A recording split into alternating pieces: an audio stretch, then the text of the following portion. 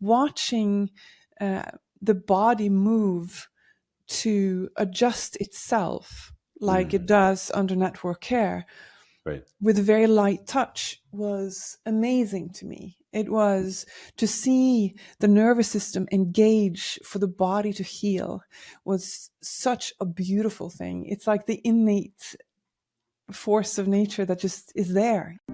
Welcome to the Red Beard Embodiment Podcast. I am your host, Alex Greene, and I'm on a mission to bring the power of embodiment to people all around the world. In this podcast, we explore how embodiment practices, trauma healing, and knowledge about the human nervous system can help us find our ground, discover new sources of meaning, and create connection in an ever-changing world. The deepest change is embodied change.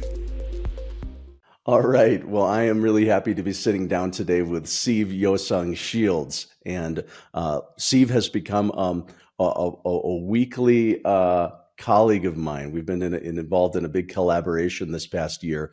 And we'll share about that in a minute. But just about Siv. Siv is based in Norway, in Voss, Norway, where she is a chiropractor, runs the Voss Chiropractic Clinic along with her husband, Jason Shields. And big background, she did a lot of her training in the United States, first doing a bachelor's in biology and then later a master's of physiology, doing research on cancer from an Ayurvedic perspective, which is pretty interesting, at the Maharishi University in Fairfield, Iowa. Which is a pretty interesting thing. That Maharishi University, it's one of a few. I kind of think of it as a little bit similar to what we have here in Boulder, Colorado, the Naropa University, which is sort of a Buddhist university.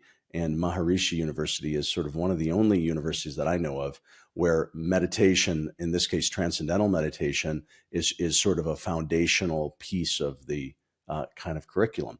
Anyway, So Siv runs a chiropractic clinic in Norway, as well as some special other projects along with her husband, Jason, such as Integrated Human. We'll talk a little bit about that here today. But the main way that Siv and I intersected was around the neurogenic tremor mechanism, what we find in TRE. And what we have found as a shared interest is we've both become very interested in clinical and therapeutic applications of TRE in our field. So in my case, it was originally in the structural integration bodywork therapy and how to use the tremor mechanism with more detail and sophistication. And similarly for Siv within her chiropractic practice. So that's what kind of brought us together. We're going to talk more about that story because we have a project that we have been collaborating on that we're releasing this year. And so that's going to be part of our conversation. But I wanted to start, Siv, with just kind of about you, your background, what led you into this work. So folks can know who you are. Anyway, welcome to the show and thanks for being here. Thank you so much. Wonderful. Great. So where are you, Siv? So where is Voss, Norway? Is it in the south? Is it in the west? Where? It's on the west side of Norway, close to Bergen, if anybody is familiar with that. Bergen is the next largest city in Norway, and it's right on the coast. And we are about an hour and a half, 2 hours inland from Bergen. Skiing center, big skiing center, lots of extreme sports, all kinds. So yeah, Right. Kind of a cool place. What's the most extreme sport that you do? Me? Oh, yeah. The most, that's on the inside, I think. Yeah, that's true. Extreme transformation. Maybe that's your extreme transformation. Yeah. Right. Well, let me mention just a few things I forgot. So because you have too many things, but those of you listening, I just had a conversation with Niraj Naik from SOMA Breath, a breathwork organization, and I connected to him through Siv. That's connected to the project that we're working on. So Siv is also a SOMA Breath advanced instructor, and as one of her things that she's working with as well. So anyway, so let's kind of go into like, just kind of backstory. What got you interested in therapeutic work, human work, meditative work? How do you sort of see how did you get pushed in this direction early on? Well, I guess I can thank my parents, because it's, the story is basically my mom got sick when I was 10 years old, and she was searching for what could help her. She got fibromyalgia, and it was not a very well-known disease at that time. So she was treated not so well by the medical profession. So she was searching everywhere, and she found Transcendental Meditation. So I learned TM when I was 10 years old. So that kind of led me, I guess it must have touched me deeply, because I spent a couple of summers cooking at the like a big TM center that we had. I don't know if it still exists, but it was certainly very active at that time, where there were lots of retreats. So I used to go there on my vacations and work in the kitchen in my teenage years. Right. And then I ended up going to Maharishi International University, where I got my biology degree and my physiology degree in my master's. Yeah. Interesting. What did, just with your mom's, and you're right. I mean, if that was probably, how long ago was that? Probably 30 years ago when you... Yeah, pretty much. I graduated with my master's in 91, maybe, something like that. Right. 90 or 91, yeah. Yeah, so fibromyalgia was not nearly as in the public awareness at that time. Yeah. How did, just out of curiosity, how did your mom do with that over time? Well, she's had a pretty hard time with it, but I have the most amazing parents. She's a force of nature in a whole different way. So she never gives up, and her path in many ways has been just expanding, and that has been a great gift to me. And my father, he's a dentist, but a Jungian psychologist at heart. So I grew up with under a little bit of unusual circumstances, we can call it that. Are they both in Norway now? Yeah. They Yeah. had their 60th wedding anniversary yesterday. So. Oh, wow. Cool. It's pretty cool. That's wonderful. And so when you did the physiology, the master's, but then chiropractic college, and what kind of made you want? It sounds like you wanted to get hands on with people, I'm guessing. Yeah, I had actually kind of like an accident, I guess. Not really, but it was kind of odd. It was Iowa winters can be really, really, really cold and harsh. Right. And this was one morning, and we were going to meditation, and meditation started at 7:00 in the morning, or 6:30 or something. I can't remember. And it was icy on the roads outside, and the air was really cold, and we were late. So you hurry, and I started breathing heavy because we were running, and then I had to cough because of the cold air, and I coughed. And my back went out, and I passed out. Oh my God! Cold on the ground. And my girlfriend, of course, I had no idea. She was freaking out, and I woke up to the ambulance coming flying up. And I remember laying there wondering why I fell asleep outside and what that ambulance was doing here. I had no idea it was coming to pick me up. But that's how I ended up at the chiropractor. Wow. And I was basically getting chiropractic care, laying on that table. I remember it. I was thinking, my God, I have to learn how to do this for people. And that's what changed my path. So I was actually on a full scholarship for a PhD in physiology my parents thought I was crazy for changing, but I decided I had to. It was just what, and I'm really grateful for that today. Yeah, wonderful. Yeah. Did you practice in the United States at all, or did you sort of quickly No. return to Norway with Jason? Well, we were really back and forth where we wanted to practice. So we just decided to take all the national boards, everything in the US, so we could always come back to the US. Yeah. And we decided to go to Norway for at least 1 year. By then I had lived in the States for 8 years. So I'd started to lose Norwegian words, and it was a little strange. So we decided, let's go back to Norway, practice there for a little while, see what it's like, and then decide where we want to live. Right. And we ended up living here. So yeah. Oh, wonderful. Yeah, great. Well, it sounds, from what I've heard from you and from Dr. Bercelli, you've had kind of a distinguished chiropractic career there in Norway. You were the head of continuing education for the Norwegian Chiropractic Association, sat on the board for a number of years, and you were there, I believe, when David was invited to speak at a conference, which I think is how you first connected to neurogenic tremoring in general. Is that right? That is correct. We were setting up a big conference, actually. I think it was the 75th jubilee of the Norwegian Chiropractic Association, if I'm not remembering that completely wrong. So there was a huge attendance. And it was basically the then president of the Norwegian Chiropractic Association that let me know about David. And so we decided to bring him in. And I'm very happy about that.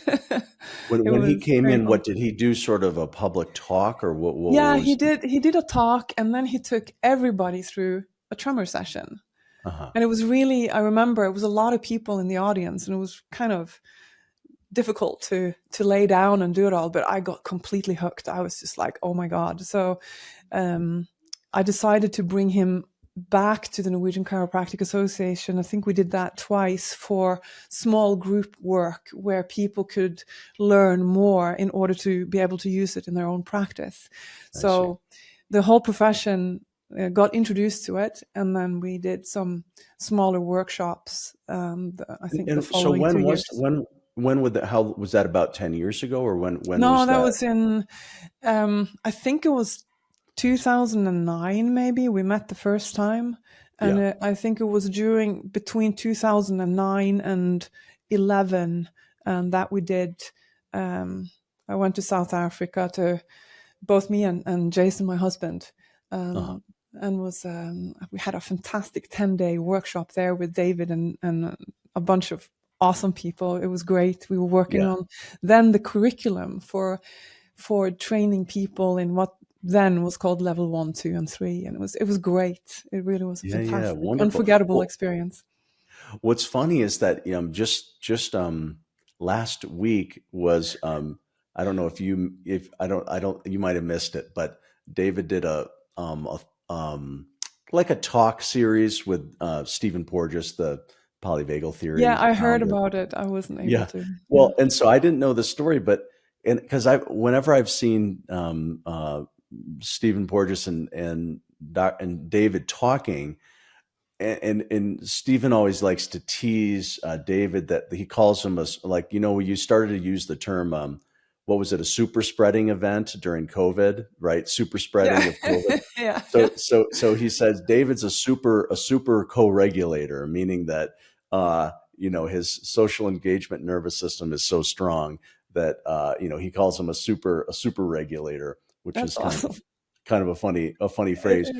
But it comes from a story where when they first met, that Stephen, Dr. Porges, was in the audience when David was giving a public lecture on the tremoring, and he saw and got people to tremor there on the stage, and then Dr. Porges was really interested and he invited David out to dinner, and he said, "Do you want me to tell you what I think happened?"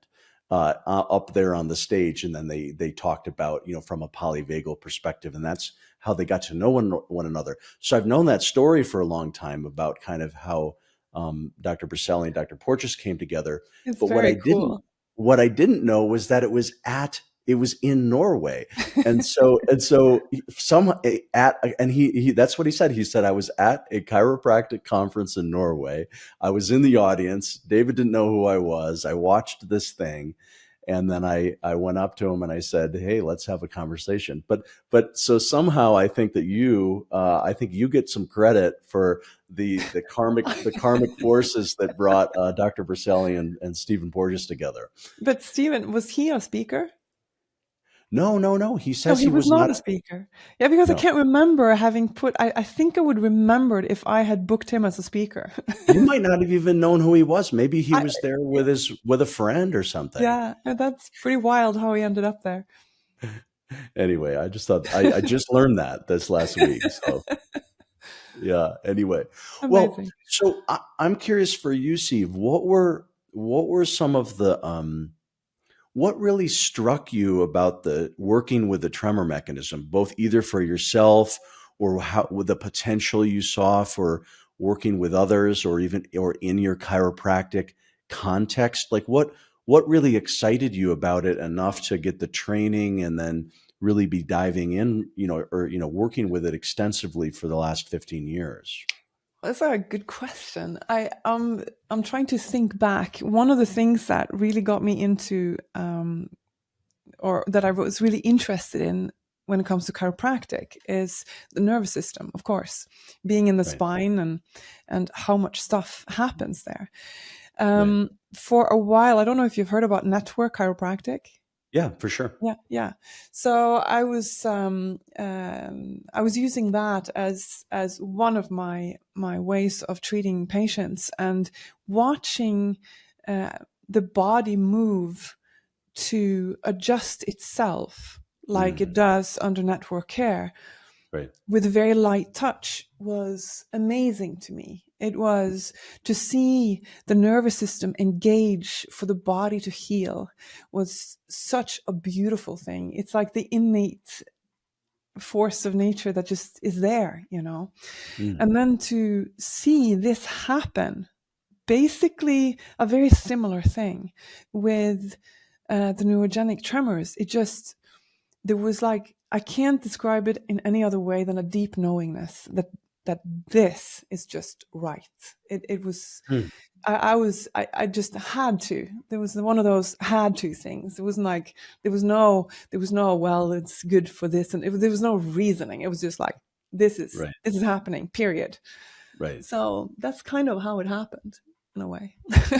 Yeah. When you, and that's, I mean, I love that because it's very resonant with me. It was just this intuitive hit, like, oh yeah, very clearly this is important, and this is the thing.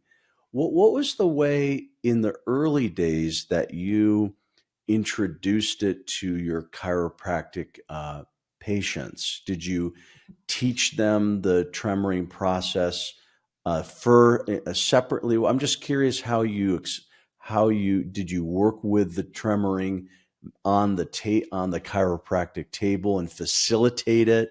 What were some ways that you began exploring that?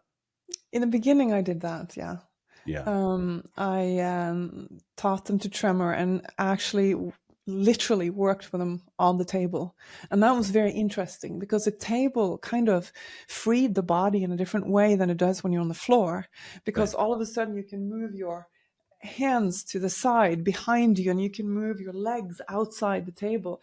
It was kind of wild. I had some people really go crazy. They were laying across the table, like it was interesting. Oh, yeah. I've been there. I've exactly. Seen it, done it. Yep. So and after a while, I didn't do much individual work anymore. I really enjoy working in groups with the tremoring. And I just encourage my patients that I had 2 treatment rooms that I move between. So the people who has been to a tremoring class and know how to do it, I just say, when you come into the room and you lay down, just tremor. And it's kind of funny because I can hear when with one patient in one room, I know if I have a tremor taught patient, so to speak, on the other room, because I can hear the change or the sound in the table when they're tremoring on the table. Right, So right. it's pretty Interesting. cool. Yeah. It's a very good way to take tension out of the system. I get deeper with my treatment that way. It's kind of very useful. Wonderful. Well, and so, and let's hear a little bit about, because I think of you as, kind of building several practices together, especially under this integrated human project that you launched. I'm not sure within the last several years, I think, but you'll correct me. Yeah, tell us just a little bit about that, because I know it involves tremoring.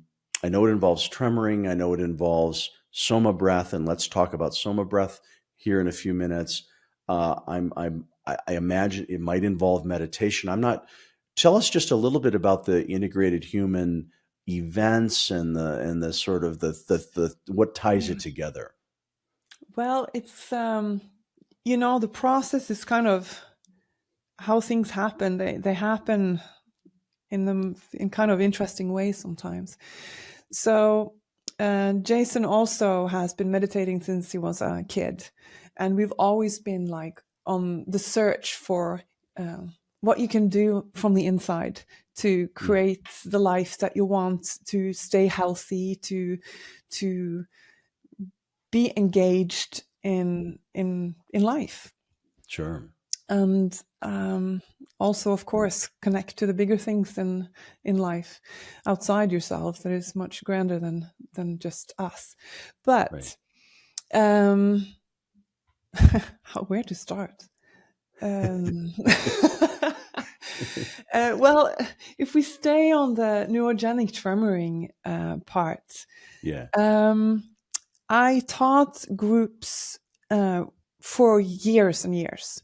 And after a while, I started combining it with music, because I found that music is kind of a space holder somehow. And you can use music to get in touch and lose your resistance a little bit, when you're, oh my God, this is so strange. You have all kinds of weird thoughts. You're together with people you've never met before, and you become kind of open and vulnerable in many ways. So the music I found really helped to both let people feel more relaxed and engage and dive into their tremors more. It came more easily somehow. And watching people tremor is so fascinating. I started after a while. We got a new secretary at work, and she is to blame for a lot of the things that happened, because she started tremoring and saw and felt for herself what this was doing. And she was like, you got to start groups. You have to start groups, like not just have courses, but start groups. Yeah. So we did. And we started with once a month. And then all of a sudden, these meditations came into my head, usually, which was kind of annoying, when like guided meditations, like, oh my God, I can do, if I say these and these words together with, when we do this and this, things might happen. And it just landed in my head, usually when I was listening to music, and I had to write really fast. And then I started creating, I can maybe go back a little bit, because I got into Joe Dispenza's work. I dug really deep into it. And through his work, I got introduced to HeartMath. Sure. And HeartMath is, if you're not familiar with it, it's a breathing technique that activates your heart, and you consciously choose to activate feelings that are strengthening, that builds you up, and you consciously choose to focus on them and breathe them and build that up inside your heart, instead of the emotions that we often have and the inner conversations that we often have that brings us down. So you learn to self-regulate, basically, by creating a conscious switch inside. With a kind of coherent breathing. And exactly, and to create heart coherence and physiological coherence. Right. And doing that triggered two things. then I decided, okay, I need to be able to understand the subconscious mind better. And I need to be able to talk to people's subconscious mind better when they're doing HeartMath to create a bigger response there. I wanted more, So then I trained in hypnotherapy.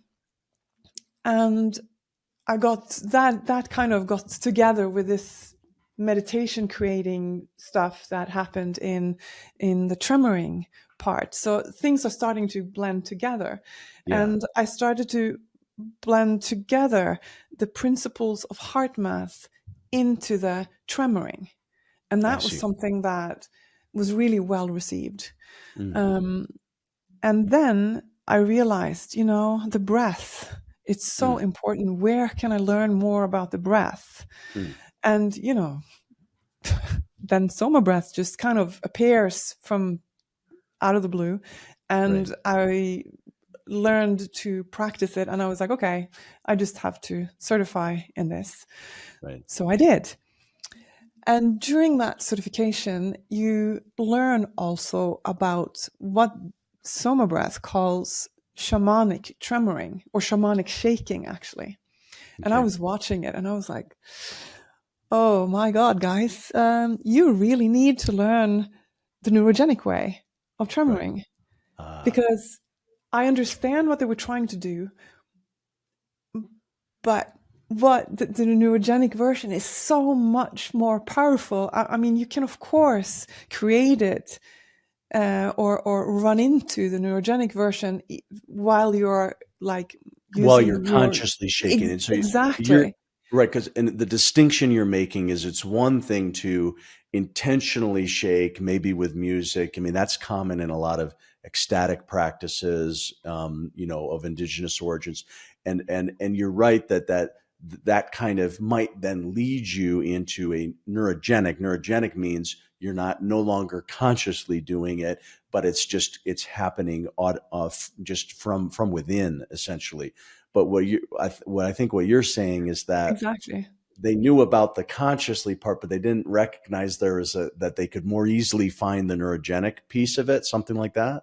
I assume at least they weren't teaching anything neurogenic. They were teaching motor action to try to trigger it with ecstatic music. I mean, they were using house music and stuff to try to kind of get into that. And of course, it feels good, but it's not like neurogenic tremoring.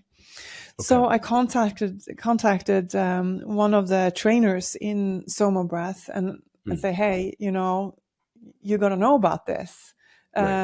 This might be interesting to you. And we had a couple of conversations and I showed him and his wife and they just went bananas. They thought it was fantastic. So I was like, okay, let's try. So I asked him if you want to speak to Neeraj. I hadn't met him at that time. Right. And according to David, this person that I knew as a trainer, Neeraj was kind of interested, but he didn't really know what it was.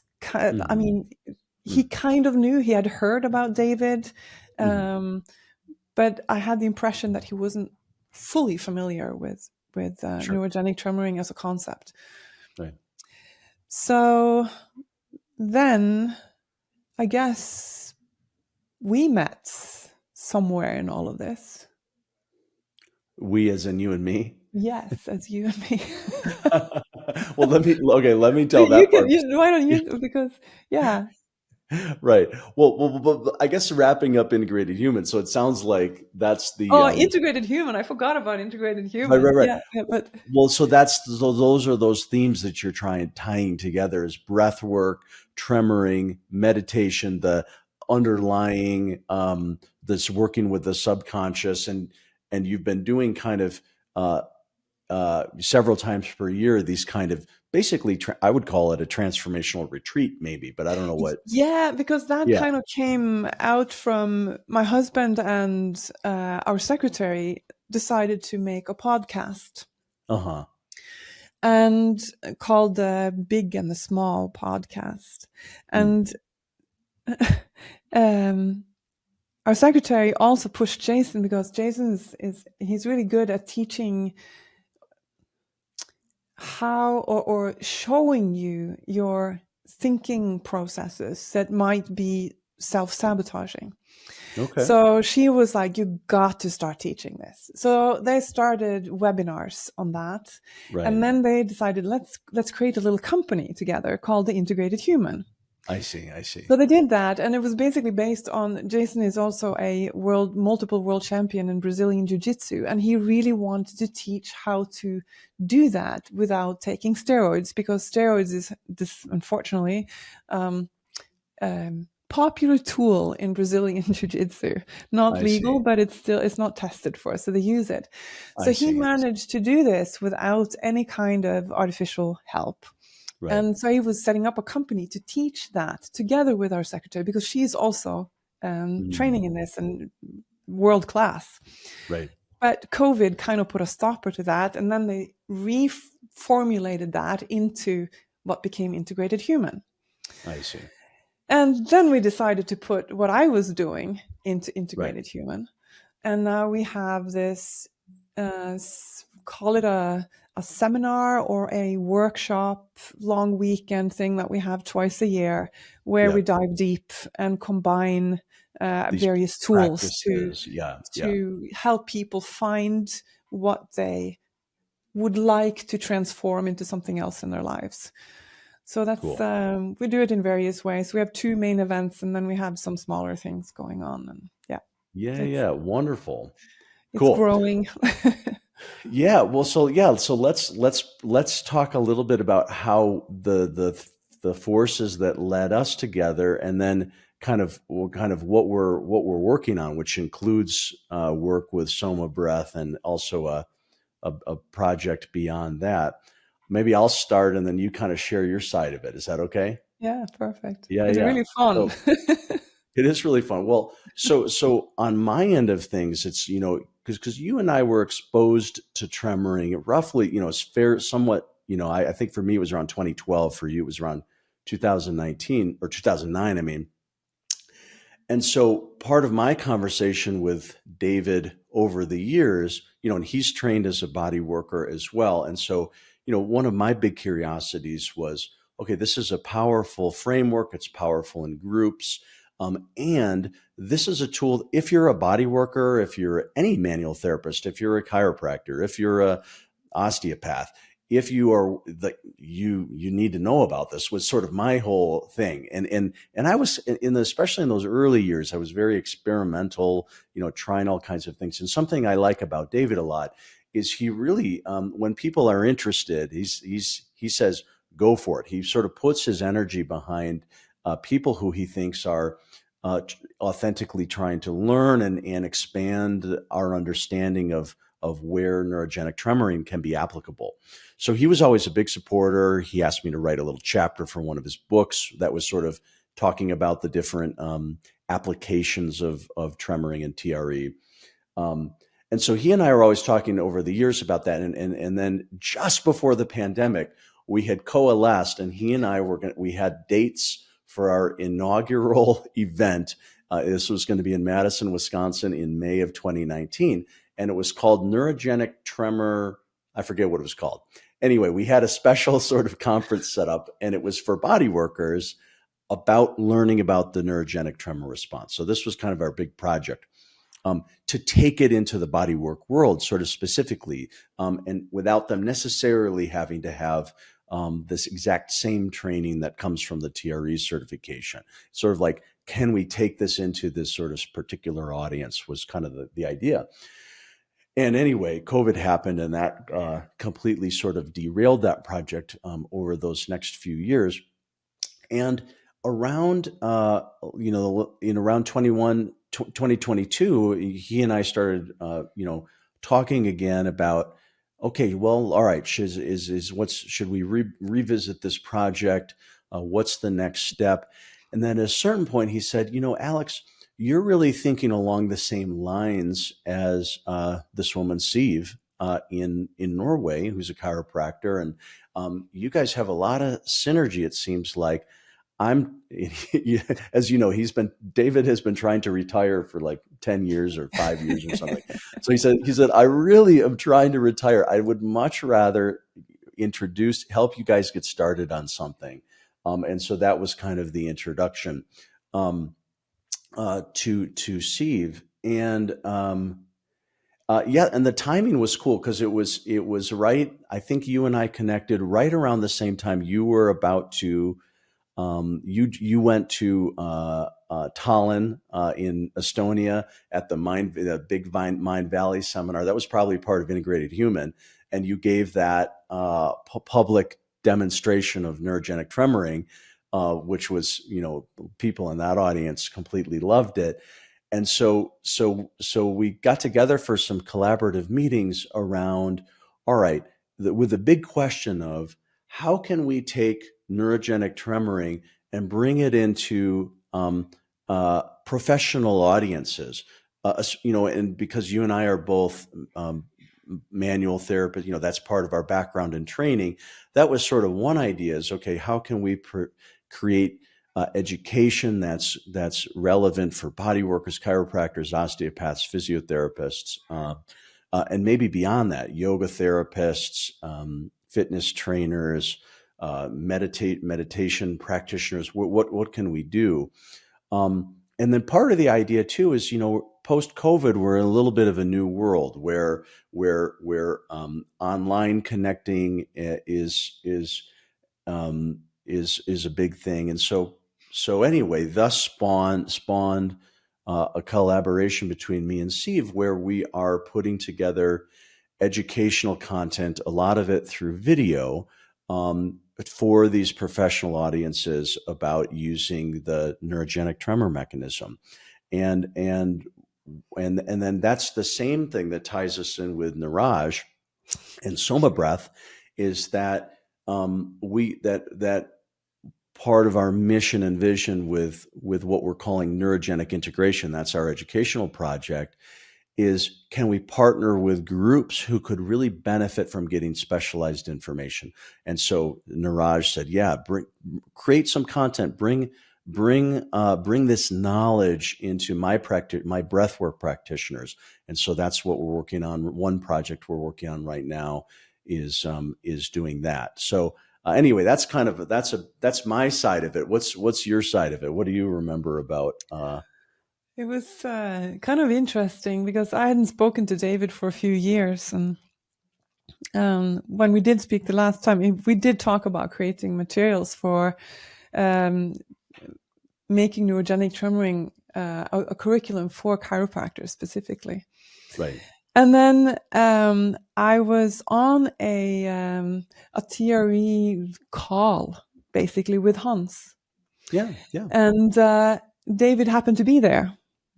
But before that, I had been thinking, because I was like, the more that I worked with the tremoring in groups and saw how this is moving so beautifully through the body, I got over the years, I got more and more deep fascination and love for this, especially when working with groups like over time.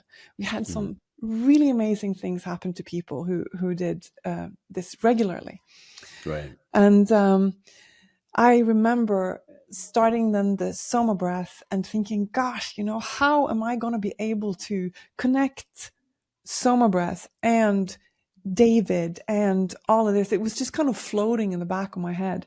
Yeah. And then David was on that call and he saw me and he just said, write me an email. And I was like, okay, I'll write you an email. And at the same time, also called the person that I mentioned in SOMA Breath, that was a trainer, was starting to get interested. His name is also David. Yeah.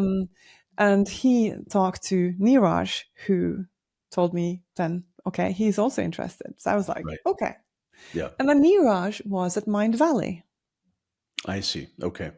So at Mind Valley, I contacted him and just say, hey, I'm Siv and David have been talking to you about, and then we got to talking, and he didn't quite understand in the beginning that it was actually David Bercelli that I was talking about. And he was like, you know him? And I said, yeah. And then he caught fire.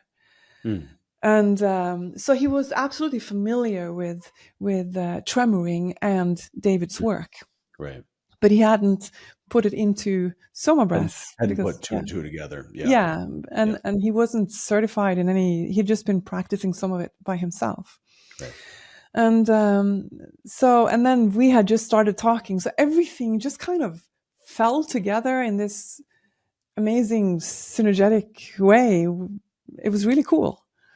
Yeah. It was really fun that it happened the way it happened. It was just like smooth somehow. Right. So here we are. Here we are. Well, let's talk a little bit about kind of what we are wanting to explore under the neurogenic integration, banner. That's the educational platform, and that's the form we want to use, partnering with SOMA Breath, but also kind of bringing together people with specific uses and expertise in tremoring. But so yeah, let's just talk about, you and I have been brainstorming for a while as we create our initial round of content. But yeah, let's just sort of give a flavor of what we're hoping to include in this platform. You're talking of like, I should say something about that, or you want to say something? Well, I think both of us. I mean, I kind of mentioned, let's start with you, and then I'll chime in. Well, there is a lot of potential, because seeing just from a chiropractic point of view, who was it that I was recommending tremoring to was generally patients with chronic pain, or that had high levels of stress causing their chronic pain, maybe Right. not even knowing that. And also we saw, probably you guys did too, that COVID really increased the tension in the population. The conversation inside our clinic changed from I have shoveled snow or changed the tires, or I have fallen or washed the windows, whatever it might be, to more like I feel an enormous time pressure. I don't feel I'm reaching as far as I need to for my children. I don't feel I'm able to level up properly at work. I mean, the conversation moved more towards an internal pressure than external happenings as Right. causes of pain. So it was more and more easy to talk about these things. And I kind of appreciate that, because before people like, I'm not stressed out. And you see their whole like tension is definitely stressed out, but they couldn't recognize it.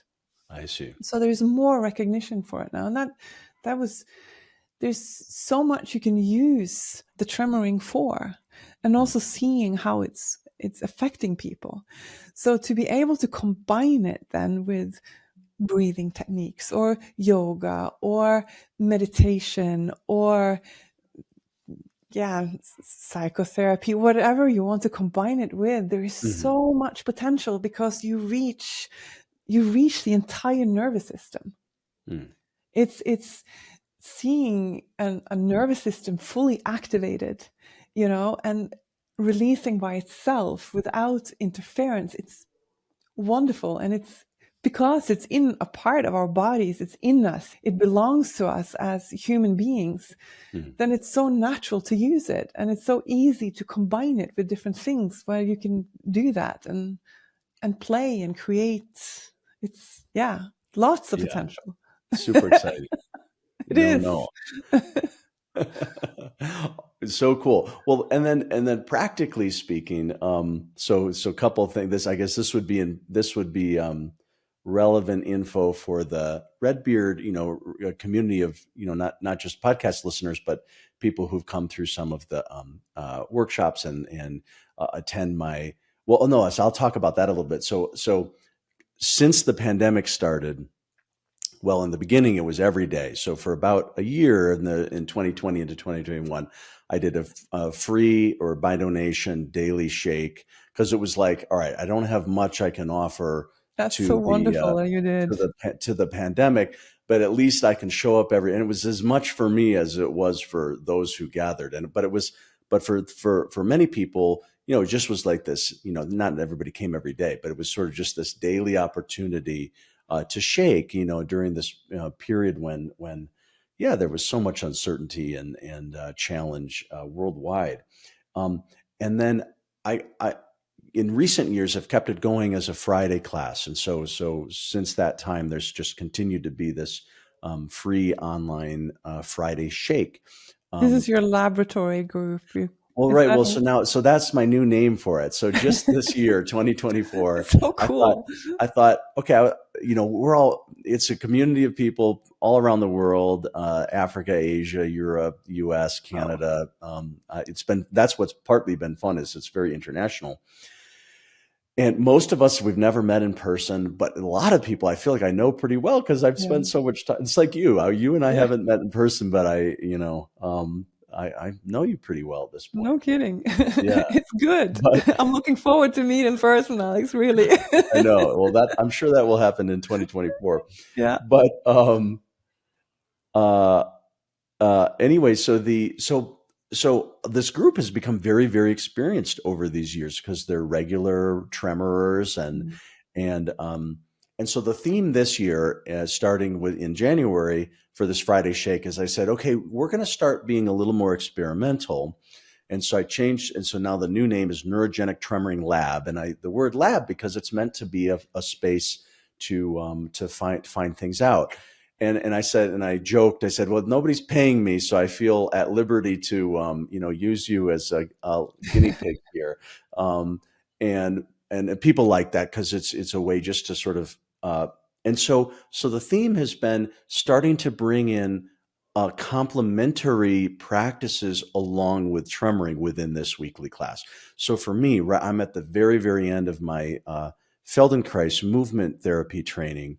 And so what I've been doing is weaving in Feldenkrais practices as a prelude to the tremoring. And so that means doing sort of subtle work with breath or movement, waking up sort of the body awareness and the sense of the joints prior to coming into tremoring. And we've been having a lot of fun with that, and people getting a lot of new experiences in their tremoring with that particular exploration. And very cool. And I have and then a few other facilitators who sometimes come in who are doing somatics. That's very similar to Feldenkrais method.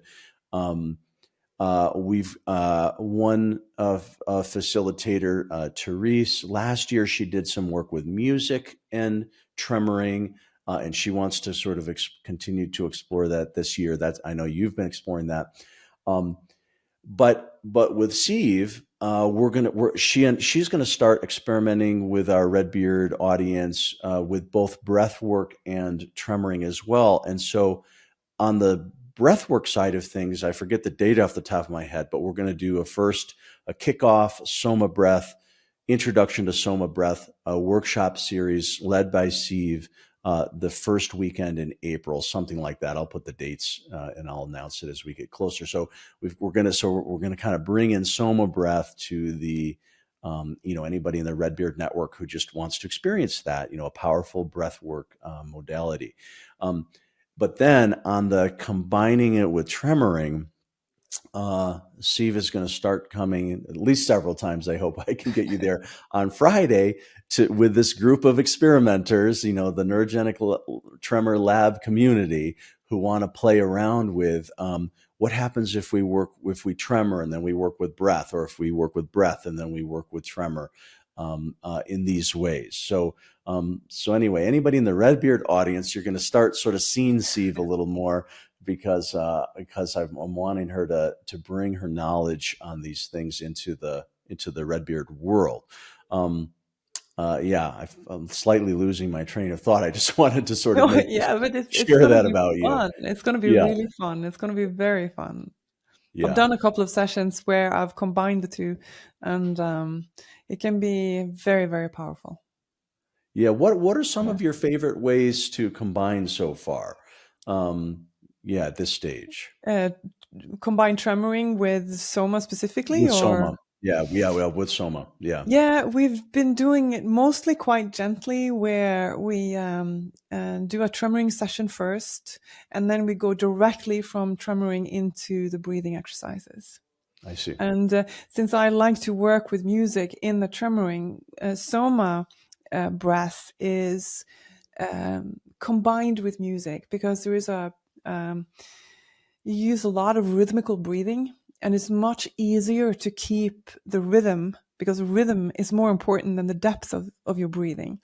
It's the rhythm that creates the physiological coherence, the heart coherence that we're looking for. And if you add music, that was one of the absolutely genius things that Neeraj did, was add the music, because it becomes so much easier to keep that rhythm. And they composed special music where they also combined rhythms that alters your brainwaves and moves you into alpha or theta, depending on which rhythm that they combine. And of course, with guided meditation on top of it, it becomes quite the powerhouse. And if you're completely down and your nervous system is downregulated already by tremoring, I mean, it's magic. Yeah. So we've done some nice short ones, and then we've done some really intense deep dives that take longer, and you have to have at least a good tremor practice before going into something like that. Yeah. Not exactly for the basic beginners at that stage. No. Yeah. So there is a lot of potential, a lot of nice combinations that can be done. And with the SOMA breath, it's interesting, because depending on how you combine the rhythms depends on how your nervous system responds. It's like certain rhythms makes you more parasympathetic, other rhythms make you more balanced. So you can move the nervous system, and then you can combine that with your guidance in terms of what kind of theme you want to work on. Do you want to work on letting go and relaxation and going deep? You have one rhythm. If you want to work more on kind of pick your energy up, and in order to make a change, for example, you pick another rhythm. Well, it reminds me a little bit of Five Rhythms dance work, Gabrielle Roth. Are you familiar with that? I've heard that name, but I'm not familiar with the work. Well, and so Five Rhythms, it's kind of a form of it's I guess you would call it transformational dance, and it's kind of like ecstatic dance, meaning that there's no form for the dance; it's just free dance. But what's kind of unique about Five Rhythms is any given Five Rhythm session tends to follow sort of kind of like a trajectory with the music. So the five rhythms, and I don't know them, but it refers to sort of like kind of like different, certainly different rhythms, but different kind of like moods. So things that are more quiet and still. And it's kind of like as you go through let's say you're in a 2-hour Five Rhythms dance, you go through different phases, and then including ones that are very dynamic and high energy, but then sort of moving then into more sort of fluidity and stillness and quiet. And so the music kind of guides you through, basically a bit of a journey. It sounds very similar in intention to how you're thinking about the use of music. Yeah, and also how SOMA uses music, or SOMA breath uses music. Right. It's very similar. Right. Very cool. Very cool. Awesome. Well, is there anything else that we should share, or anything you think we haven't touched on? Not that I can think of. Awesome. Well, Siv, I was really happy to take this time to kind of hear your story and kind of how these threads work. And it goes without saying, but it's been amazing working with you this year. And I just have so much energy around some of the things we're working on. So I have a lot of appreciation. It's really, really fun. I am super grateful to David that he put us together, because the meetings that we have during the week is kind of like, I'm looking forward to every single one of them. So I'm super happy to have met you. I really love this work. Yeah. It's fantastic. So yeah. Very cool. Awesome. Well, thank you, Siv. Well, thank you. Thanks for listening to today's episode of the Red Beard Embodiment Podcast. To learn more, visit us at redbeardsomatictherapy.com or send me an email at alex@redbeardsomatictherapy.com. If today's conversation resonated with you, help spread the word by subscribing and sharing with others. Hope to see you next time.